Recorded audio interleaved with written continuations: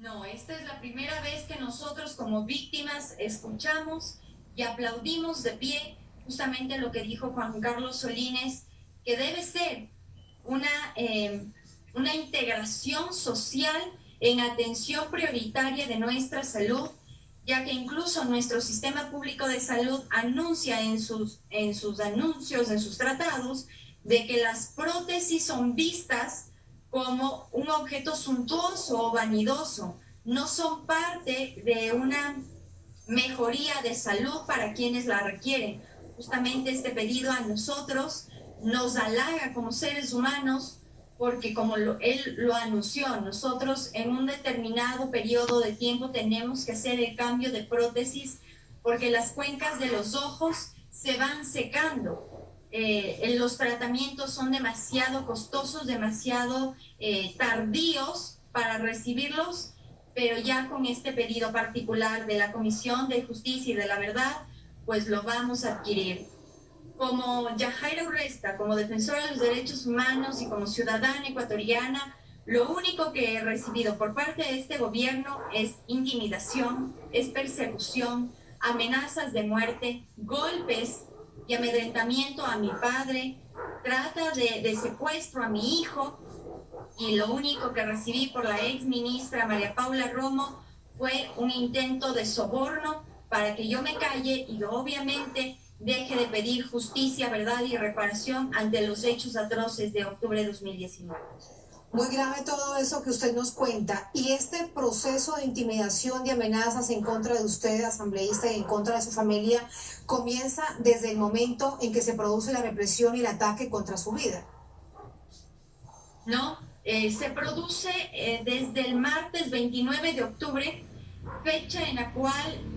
la ex ministra María Paula Romo, pues me llamó a su despacho justamente para saber qué es lo que había acontecido. Y cuando ella me preguntó qué era lo que yo quería, cuánto era lo que yo quería, y al recibir una negativa de mi parte, pues desde ese momento la persecución, la intimidación, incluso el amedrentamiento de la policía uniformada con herramientas policiales como vehículos, como motos, pues comenzaron a perseguirnos, e incluso a mi padre lastimosamente lo amaniataron, lo golpearon, intentaron secuestrar a mi hijo. Un aero policial sobrevoló de tal nivel a mi casa de que incluso se llevó el tejado de la misma, justamente después de que yo haya dado una negativa a un soborno bochornoso por la ex ministra María Paula Romo. Desde aquel momento mi historia cambió y gracias a Dios soy una mujer creyente, pues aún estoy viva y sigo contando la historia, porque nunca jamás quise cambiar mi vida de víctima a mártir. Así que realmente agradezco a la Defensoría del Pueblo, a mi abogado personal, el doctor Fausto Jarrín, quienes han hecho absolutamente todo como para que mi familia y mi persona pues no seamos mártires, ni tampoco una ficha más de los desaparecidos o muertos por parte de este régimen. Sobre todo que se avance en verdad, en justicia y además en reparación, que es parte de lo que incluye esta investigación de la Defensoría del Pueblo. Asambleísta Yajaira, ¿cómo se produjeron los hechos de octubre de 2019? Quiero pedirle probablemente una síntesis para recordar con nuestra audiencia todos esos días convulsos en donde había una legítima movilización, una expresión de calle y una agresividad extrema por parte de la fuerza pública. Usted, por ejemplo, ¿por qué decide salir? Querido Telesur, queridos compañeros y compañeras, nosotros como ecuatorianos decidimos salir a las calles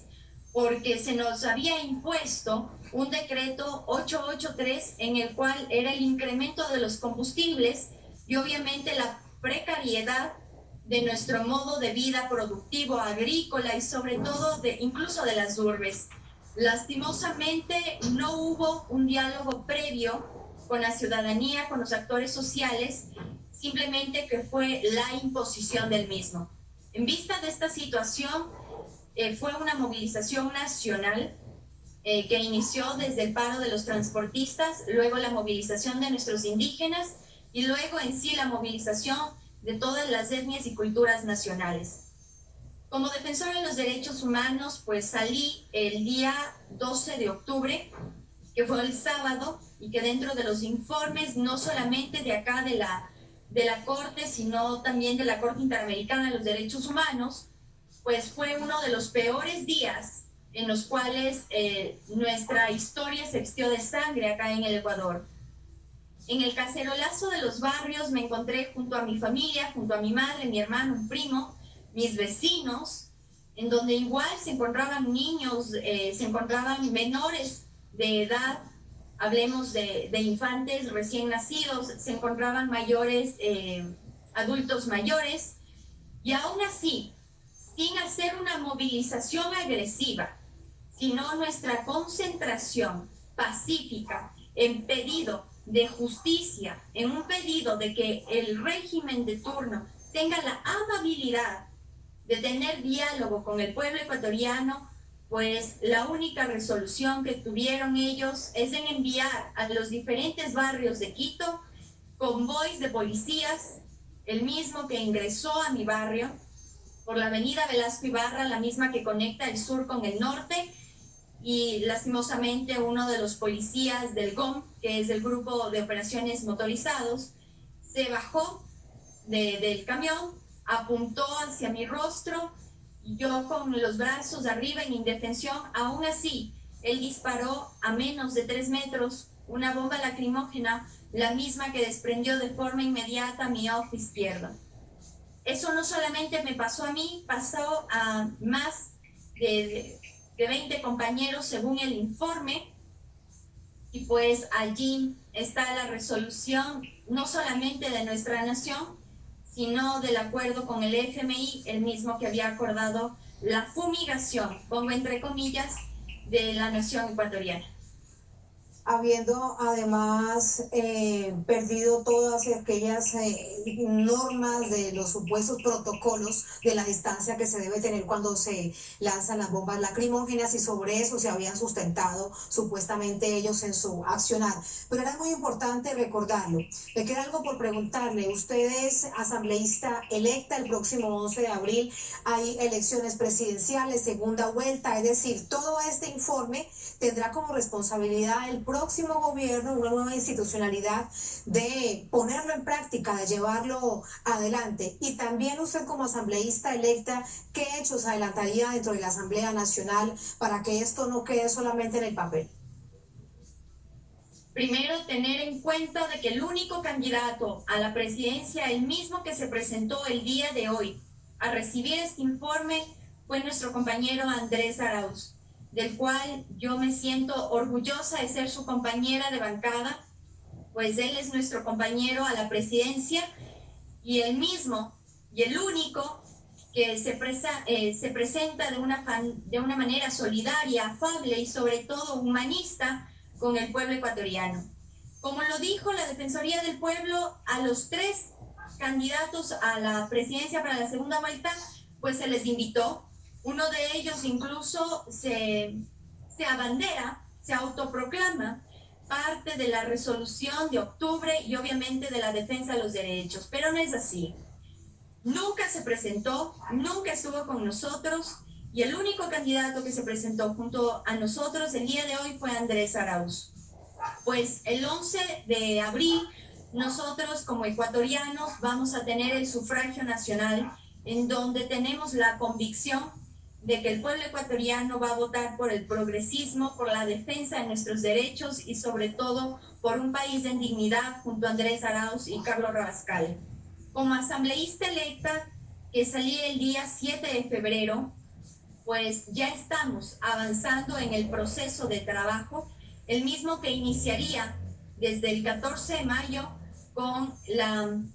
propuesta de la creación de la 14ª comisión dentro de la Asamblea, comisión que será de forma permanente en la defensa de los derechos humanos y anticorrupción, la misma que estará presidida por personas que somos especialistas en el tema de la defensa de los derechos humanos y con un grupo de especialistas juristas en defensa de los derechos humanos y materia penal. Justamente desde allí iniciaremos el proceso de reivindicación de nuestros derechos, porque sin justicia no hay verdad y sin verdad no hay reparación. Así que por lo tanto hay múltiples